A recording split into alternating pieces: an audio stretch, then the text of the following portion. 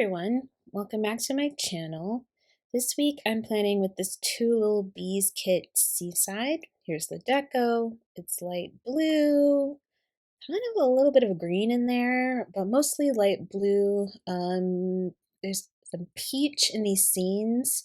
Also, yeah, I think there's green, definitely like a cerulean green in the kit.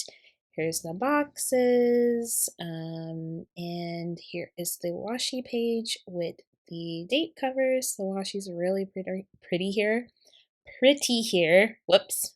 And I also got the transparent matte deco as well. So yeah, let's get into it. I have had a mildly eventful weekend so far. The biggest thing being, well, not the biggest, but the scariest for sure thing being that we found a black widow in our garage. My partner comes in and he's like, I've got a spider emergency. Now, spiders have been going crazy this summer. Like, we have had a bunch of spiders. Just, I think I might have said this already, but we see like 2 or 3 a day. My brother-in-law does not believe we should kill them because ecosystem. My rule is, if I see you, you're fair game. If I don't see you, do your thing. I do know that they help kill other bugs and blah, blah, blah. I just, if you're on me or my stuff, I just can't have it. Anyway, so he runs in, he's like, I got a spider emergency. And I'm like, what's up? And he's like, there's a black widow in the garage. And I was like, what? And I'm like, are you sure? And he's like, well, it's got the red thing on the torso, so. And I was really hoping that he was wrong.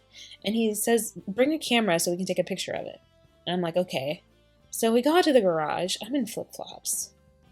And sure enough, it's a black widow. Now, this is the first time I've seen one of these things in real life. And yeah, it does have the characteristic red hourglass thing on the abdomen. It just was so evil looking that I was like, oh my god. So it's there just chilling in a web. We don't have any spider specific bug spray. We've got the traditional ant and roach bug spray, but nothing spider specific. So I'm like, what are we gonna do? And he's like, why don't we just drop a book on it? And I'm like, drop a book on it? He's the only other thing we do is have some bleach spray, but my trainer has been using bleach spray on his spiders. He says that works. We found out later that doesn't really work, but I was like, what if it thrashes around and runs around and we lose it? So he said, let's just move the door a little bit, because it had created a web between the door jamb and a box that was in the garage. He's like, let's just move the door a little bit. So we move the web a little bit and give ourselves some clearance. And then we're going to drop a book on it, specifically his old MCAT textbook. I was like, okay, we need a backup method in case it makes a break for it. Or we miss. You could drop a book on something and totally miss. So I had a shoe and the bleach spray. So I'm like, okay, if the book doesn't work, we've got the shoe, we've got the spray, this thing is not getting away. And he dropped the book on it, which is a heavy textbook, an MCAT. It was one of those Kaplan MCAT textbooks. And we got it. Now, as soon as we dropped the book on it, a huge daddy long legs comes out from behind the web that just crashed down. And I was like, Sean, oh my gosh. And I spray it with the bleach spray, and that thing carried on like I had tickled it. It did not care at all. It just walked away. And I was like, Sean, are you sure there's bleach in here? He was like, yeah. And I was like, I don't smell it. I was like, did you just really dilute it? He was like, I don't think so. He's like, I put 3 parts water, 1 part bleach. And I was like, this is not strong enough. Clearly we need pure, unadulterated bleach. So yeah, that didn't work.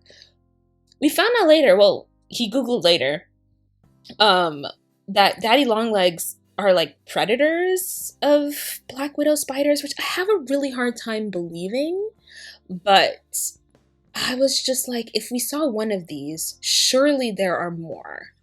So our plan is now to clean out that corner of the garage because we went and looked at it. I mean, he looked at it. Let's be real. I stood outside the garage with the flashlight while he looked because after seeing the Black Widow, I was like, nah, I don't need to be in here right now. He was like, there's a bunch of webs like up top. We need to get rid of all these webs. We need to spray with bug spray. So he went out and got some like spider specific bug spray and took all the webs down. But I'm like, there's, what if it's like roaches where you see one and there's a million of them, And he said he's been reading about Black Widows.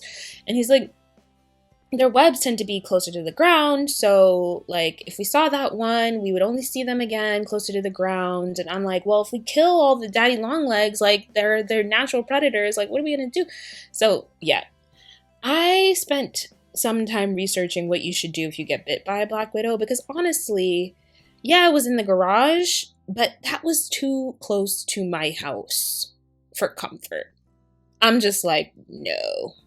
That was, you should not be in my vicinity at all. So yeah, we'll see what happens. But that was definitely scary. I was definitely a little scared, like truly a little scared, because I up until that point, I had assumed that if you get bit by a Black Widow, you have to go to the emergency room. I might be being hysterical, and I'm showing off my city girl, like not like the proper city girls, but literally being from a city.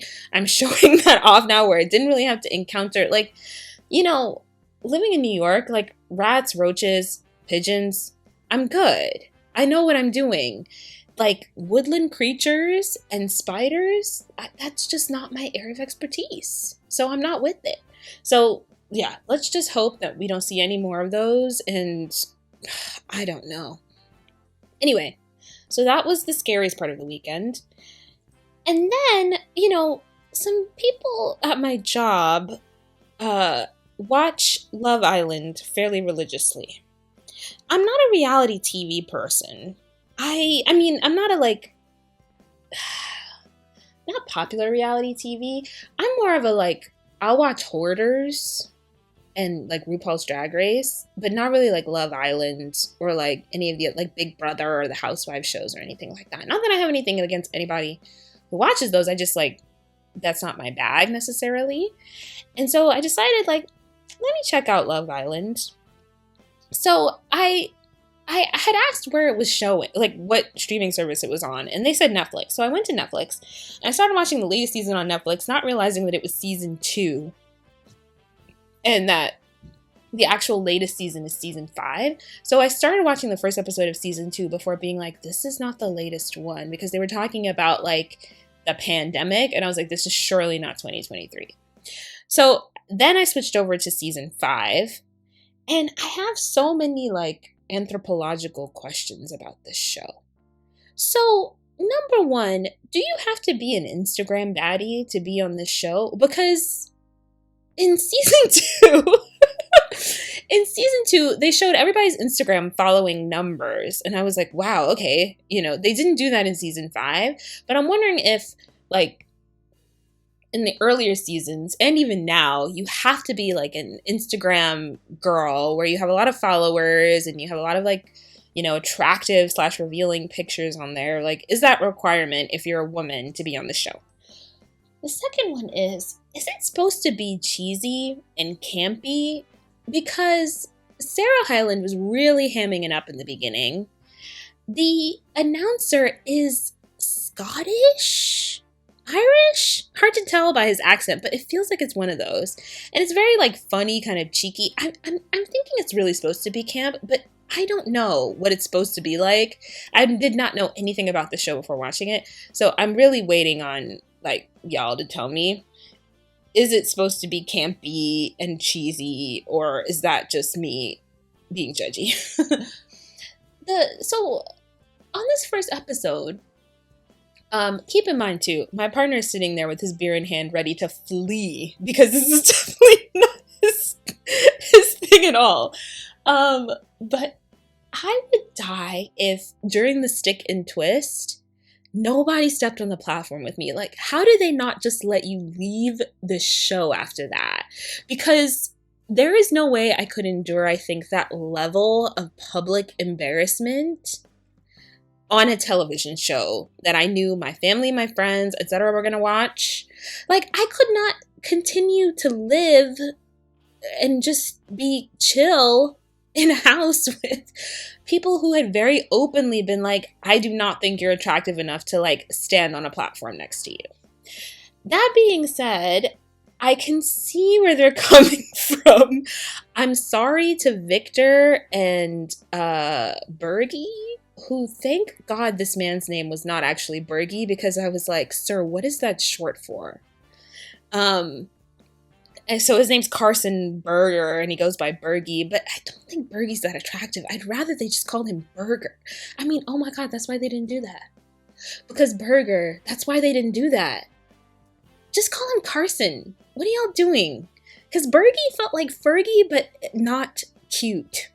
But I was just like, my heart broke for him. I was like, oh, I want someone to pick you. I know they're not going to, but I really want someone to pick you. And then what's the worst is that, like, now Anna and Bergie are stuck together. Okay, I've only watched the first episode. Let me just say that. I'm still debating whether I want to watch the rest of the season, because I'm mildly intrigued, but I'm also just like, I am someone that gets easily secondhand embarrassed when I see people going through embarrassing things, and this was so hard for me to watch. Then again, I didn't mind watching The Office, that like there's definitely so many cringe moments in there, but I guess this is because it's like his real life. So yeah, if I'm Victor or Bergie, and no one has stepped on the platform with me during Stick and Twist, which, what is the name of this? That's interesting. I don't know how I'm going to carry on with the girls that I ended up with, who I'm like, I know y'all didn't want to pick me. Like, how am I supposed to date them when I know I was not I was their second choice at best? No, even like worst. So yeah, that being said, I'm definitely more on Team Bergie than Team Victor. I don't know. Bergie, South Dakota, he seems sweet. Maybe he turns out to be crazy. Maybe I should just watch the rest of the show to find out, but anyway, the couple I'm actually rooting for, like for real, like I don't feel sorry for, is Keenan and KK. They seem cute. As soon as I saw Keenan, I was like, that boy's from Atlanta. And Sean was like, no, he's from DC. And I'm like, but he went to Morehouse. So I was right. I was exactly right. I knew it immediately. Anyway, but they just seem like a cute couple. Of course, I'm sure some drama ensues, and I don't know if they end up together or not, but they seem really cute. Also, how are there 29 episodes of this? There's 29 episodes that are like an hour, some of them an hour plus. I'm just like, what hijinks do they get up to that they can fill 29 hours of this? And like, people have to vote? I don't know. It takes me back to the old days of like American Idol and Survivor, where you used to have to vote. Did people in the real world vote? No, but like those old days where you like used to have to call in or text to vote on someone, and like it was like a fan favorite, you know, and you could like bring people back. It was just, yeah. So I'm very curious how this turns out. Also, KK, speaking of names, is that her real name? I mean, I'm not trying to judge her, but it's a little bit like, whenever I see her name, I think of when somebody has said something that I don't like, and I just reply to them with literally 2 Ks, like over text, and I'm like, KK, you know, like I just am done. That's what it seems like to me. So, yeah, anyway, she's cute. Her and Keenan are cute. I'm glad they picked each other, kind of. I'm glad she stepped away from Leonardo anyway. I feel like he really likes himself, and that was not attractive. That was not that attractive. Then again, he is good looking, so. But yeah, Anna and Bergie, yikes. Imagine also being Anna and, oh my God, what was that other girl's name? Was it Jasmine? Where it's like, you picked a dude and he did not pick you. Like, I guess this is how you set up reality TV tension because I would be feeling away. I would be feeling away if I'm anybody except for, oh no, I think Jasmine was the one who ended up with Leonardo. I forgot that other girl's name. Anyway, I would be feeling away if I wasn't one of these couples that it was like clear that I picked you, you know. Yeah. So, Love Island. such a curious show. And again, it's really not my style. I'm like not a reality TV person, but yeah, I might continue watching. I don't know. If it gets really juicy and interesting, people tell me. Tell me in the comments so that I can be inspired to watch it. It's definitely going to have to be one of those that I'm like, I've exhausted a couple other TV options and I'm like, I'm bored, I'm going to throw on some Love Island. But like, it also needs to be a show where I can watch it in the background. That's a lot of my shows while I'm doing something else. So if it's that kind of thing, let me know. Yeah, so Love Island. And then what else have I done? I had a car appointment to do maintenance on my car. And I haven't, so I got my car in 2019.